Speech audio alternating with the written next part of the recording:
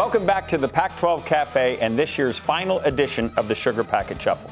We've got two fabulous teams in the Pac-12 championship game, Arizona and Oregon. Arizona has had the Ducks number the last two times these two teams have played. And here's one of the reasons why. Arizona likes to spread the formations in primarily 2-by-2, meaning two receivers to one side, two receivers to the other. They get real width right here to force the Oregon outside linebackers out away from the interior of the formation so as to make this more air for the running back for Arizona. If they squeeze in, what will happen is Anu Solomon, the Wildcat quarterback, will get the ball out there with in the throwing game and have one to block, and there'll be air outside. So that's why it's a cat and mouse game with respect to where these linebackers line up. What you're going to see here on the first play is a run. Now, these defensive ends for Oregon in the 3-4 front are going to line up in what we call 4-eye positions. That means on the inside eye of the tackle.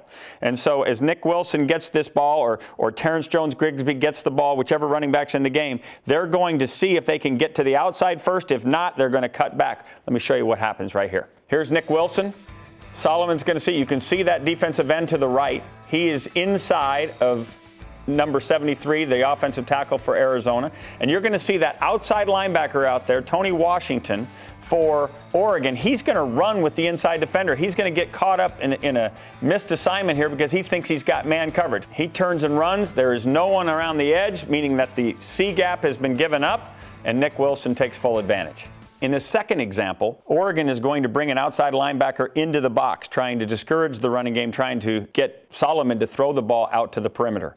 And so by bringing him in, Arizona's got to decide which 5 potentials they're going to block with their 5 offensive linemen. And what they do is smart. They end up blocking out, leaving the inside linebacker unblocked.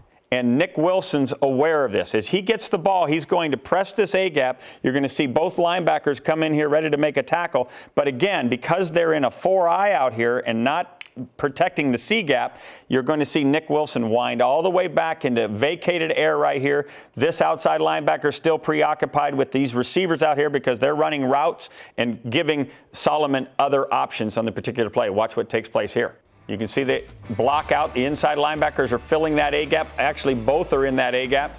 The ball's exchanged to Wilson. He sees it. He makes them buy into that A-gap and jumps back outside. Outside linebacker's been preoccupied with the receivers. Another big gash run play for the Cats. On this third example, same formation, what you're going to see Oregon do is they're going to move this safety now to middle safety.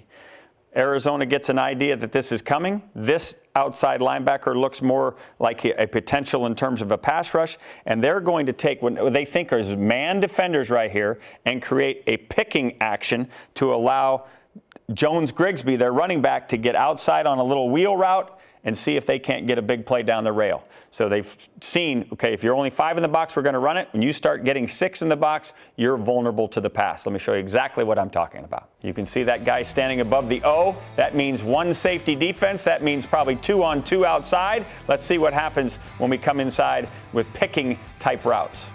Ball snap. They create that pick. You can see the outside receiver running down inside. No one goes with Jones-Grigsby. Solomon delivers.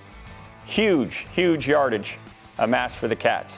This is how Arizona's won 2 times in a row. Can they do it for a 3rd time and claim the Pac-12 championship? We'll see Friday night.